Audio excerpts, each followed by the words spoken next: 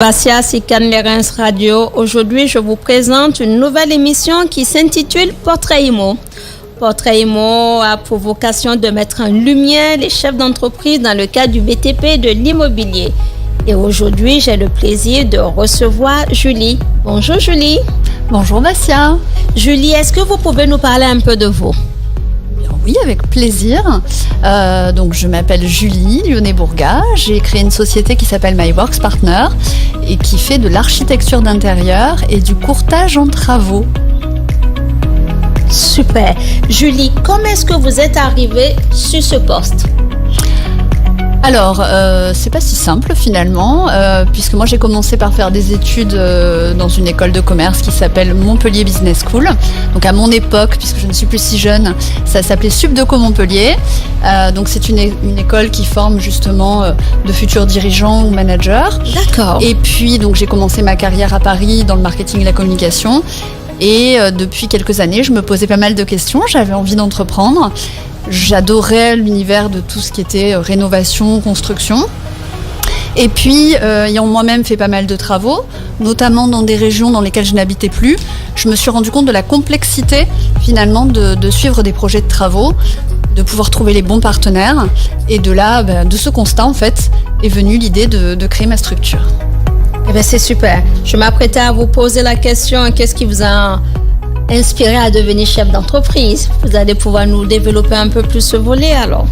Oui, bien sûr. Alors, je dirais que finalement, ce qui m'a donné envie, c'est ma curiosité, ma soif d'apprendre et voilà, et l'envie de pouvoir accompagner des personnes à travers ma structure. Alors c'est pas si éloigné ce que je fais aujourd'hui de ce que je faisais avant, puisque je travaillais pour des entreprises, pour des porteurs de projets, et l'objectif c'était effectivement de répondre à leurs attentes et à leurs besoins, et c'est ce que je fais aujourd'hui finalement à travers des projets d'architecture d'intérieur et de courtage.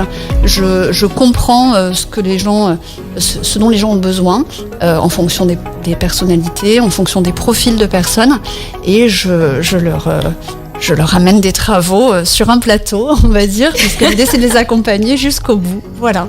Super. En accompagnant vos clients, quels sont selon vous les points clés, les principaux facteurs de votre réussite ?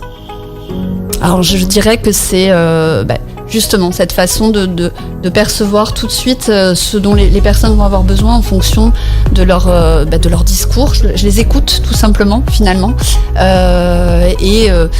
en fonction de ce dont ils ont besoin, je vais pouvoir avoir cette capacité d'apporter des solutions qui sont adaptées, parfois d'être créative, parce qu'il faut parfois l'être en fonction des projets, et surtout de m'adapter aux différentes cibles, j'ai envie de dire, pour employer un terme de mon ancienne vie, un terme marketing, puisqu'on ne va pas travailler de la même manière et faire les mêmes propositions à un investisseur qui a fait un achat à vocation, on va dire, purement dédiée à la rentabilité, ou avec des personnes qui ont fait eux un achat qui est leur achat de cœur, c'est leur résidence principale, ils vont y vivre tous les jours et on ne travaille pas de la même manière. Tout à fait. Aujourd'hui, dans ce monde qui va vite, comment vous sentez les attentes du client ? Alors, comme vous dites, Basia, ce monde va vite. Les personnes sont très pressées, mais finalement, moi, ce que l'expérience m'a appris, et c'est pareil dans toutes les gestions de projets, c'est qu'il ne faut pas confondre vitesse et précipitation. C'est-à-dire que pour pouvoir apporter les meilleures réponses, il faut aussi prendre le temps de bien comprendre le projet, de bien analyser les contraintes potentielles que les personnes peuvent avoir ou même qu'un lieu peut présenter. Il faut faire une étude finalement assez approfondie pour pouvoir ensuite apporter les bonnes solutions, mettre les bonnes équipes et pouvoir proposer des travaux qui sont adaptés. Je vous remercie Julie. Vous qui êtes chef d'entreprise, quels sont les conseils que vous pouvez donner à quelqu'un qui veut arriver dans l'entrepreneuriat ? Ah, quel conseil ? C'est pas évident ça comme question. Je dirais que c'est important d'être curieux de tout, d'avoir envie. Que finalement, ce qui me porte dans l'entrepreneuriat, c'est de faire quelque chose qui me plaît. Ça m'anime. Voilà, je prends un plaisir fou à pouvoir découvrir des personnes et répondre à leurs besoins, et j'aime ce domaine des travaux. Qu'est-ce qui fait de vous aujourd'hui le dirigeant entre l'évolution d'avant et d'aujourd'hui ? Qu'est-ce qui fait de vous aujourd'hui le nouveau type de dirigeant qu'on a par rapport aux dirigeants qu'on avait de par le passé ? Peut-être qu'on ose plus. principalement nous les femmes aussi peut-être. Oui. Peut-être qu'on ose davantage. Voilà, on a tous des capacités, des compétences. Et en fait, maintenant, je pense que les entrepreneurs sont plus capables de percevoir quels sont les liens transverses entre nos différentes compétences.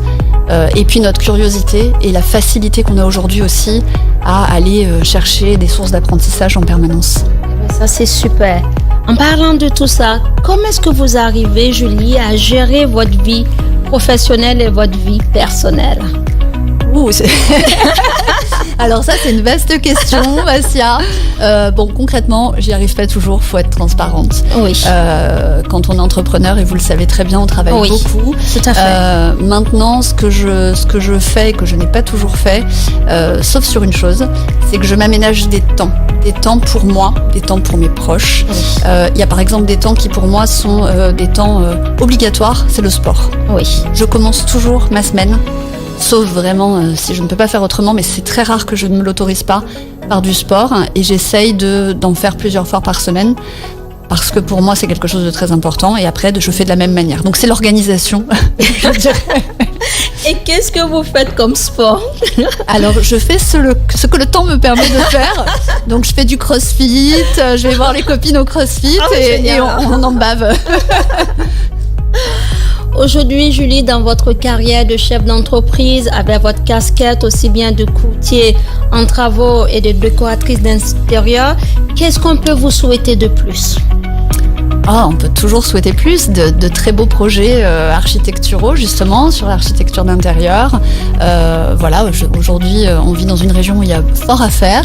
Donc, toujours de plus beaux projets et des clients avec l'envie de réaliser des projets un peu fous, qui sait. Eh bien, c'est ce qu'on vous souhaite, de beaux projets, des clients pas difficiles, avec des projets un peu fous. Je vous remercie d'avoir partagé cette émission avec moi, de nous avoir présenté votre parcours ainsi que votre professionnalisme et apporté vos conseils aux gens qui veulent plus tard entrer ou même maintenant dans l'entrepreneuriat. Merci à vous, Julie. Merci, Vassia. Je vous souhaite une excellente journée et je vous dis à très bientôt sur Cannes-les-Reims Radio. Merci.